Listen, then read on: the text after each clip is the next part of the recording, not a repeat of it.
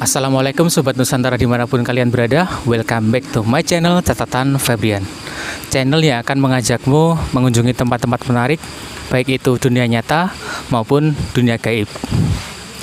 Oke, kali ini aku sudah bersama dengan dua orang narasumber. Kalau kemarin saya sudah bersama dengan Mas Agus, tapi hari ini kita ada tambah satu personil lagi dengan Mas Jack. Ya, untuk hari ini kita akan napak tilas suatu tempat di daerah istimewa Yogyakarta.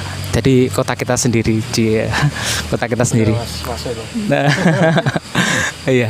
Ini kebetulan kita bertiga dari Jogja. Kalau saya dari Gunung Kidul, Mas Agus dan Mas Jack dari Sleman ya. Saya masih Sleman juga. Oh, masih Sleman juga. Oke, kita masih Jogja.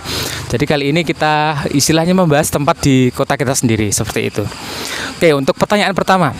Pertanyaan pertama adalah saya pengen tahu dulu ceritanya seperti apa, kenapa kalian berdua itu bisa sampai ke lahan kosong ini. Mungkin dari Mas Jack bisa menjelaskan kronologi awalnya seperti apa.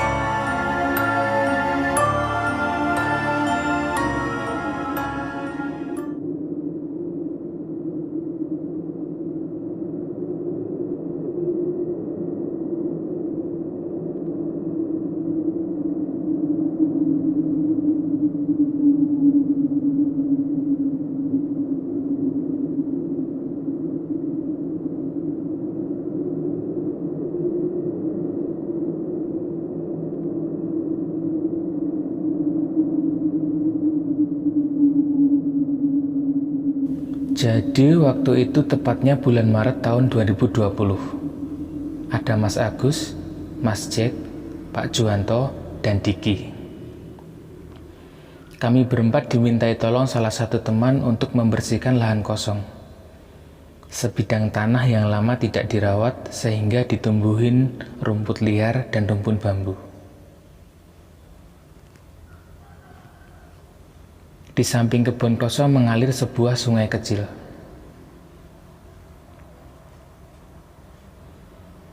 Selain itu, ada juga petilasan sumur tua dengan batu bata kuno yang bentuknya sudah tidak utuh lagi. Dari awal kami datang, kami sudah menyadari bahwa tempat ini menyimpan residual energi yang sangat kuat. Untuk mendapatkan informasi yang lebih lengkap, kami berinisiatif melakukan meditasi terlebih dahulu.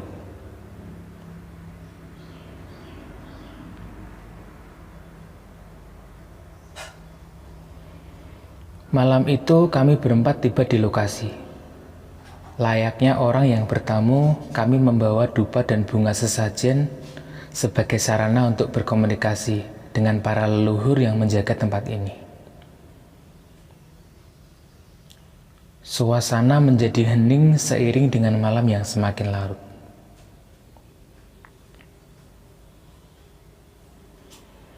Makhluk astral di sekitar mulai menunjukkan eksistensinya. Ada satu sosok yang menurutku paling dominan di sini. Pandangan batinku tertuju pada sosok nenek yang berdiri di tepi telaga. Dulu banget, ratusan tahun yang lalu tempat ini ada telaganya. Nenek itu melihat ke arah telaga seperti sedang mengawasi sesuatu. Ternyata di sana ada seekor ikan lele besar sedang berenang mengitari telaga. Ukuran lele itu besar sekali. Panjangnya sekitar 5 meter.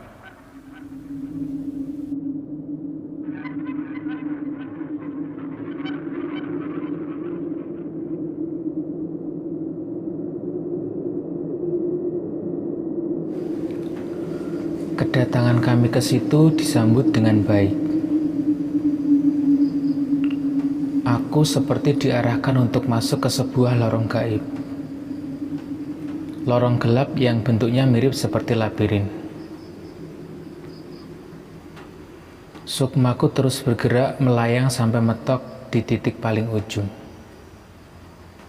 Di sana aku melihat sebuah keris yang tertancap miring di dinding lorong. Keris tanpa gagang kayu sengaja ditancapkan di sini, sebagai pasak bumi yang diharapkan bisa menjadi energi perlindungan bagi daerah setempat.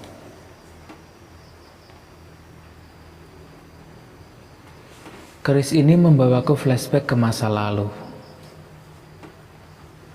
Awal mula para pepundan membangun sebuah desa atau perkampungan di tempat ini. Aku melihat sebuah talut, bangunan dari batu bata zaman dulu. Di samping talut ada sebuah sumur yang masih utuh konstruksi bangunannya. Untuk turun ke arah sumur, ada tangga lebar yang biasa digunakan warga untuk lalu lalang saat mengambil air.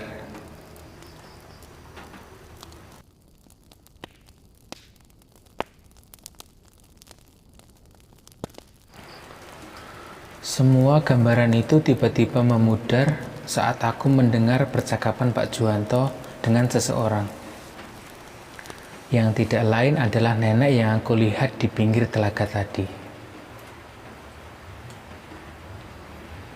Pak Juwanto menyebut nenek itu dengan nama Mbah Diwuh.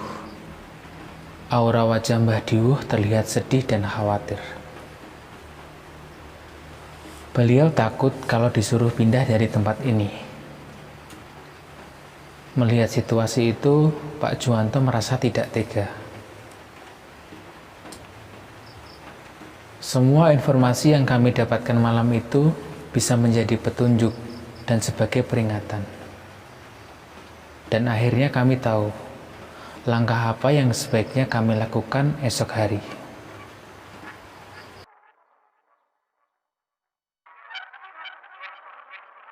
Untuk sekarang sementara itu dulu, dan sebelum saya tutup, mungkin bagi sobat-sobat Nusantara yang punya cerita mistis, punya pengalaman mistis, pernah misalkan punya cerita pernah ziarah ke makam siapa gitu, yang itu leluhur kita gitu, yang istilahnya itu masih daerah Jogja, itu silahkan bisa kirim DM atau bisa komen di bawah. Kalau misalkan nanti ceritanya menarik, untuk teman-teman pengen cerita, pengen kita ajak ngobrol, pengen sharing di sini di catatan Febrian, nanti kita bisa ajak kolaborasi Mas ya. Bisa ya, kita ajak biar pengetahuan kita juga nanti semakin banyak, jadi bisa saling membantu. Oke, saya rasa cukup untuk sesi kali ini, cukup sekian dari saya Febrian. Terima kasih. Wassalamualaikum warahmatullahi wabarakatuh. Salam damai Nusantara.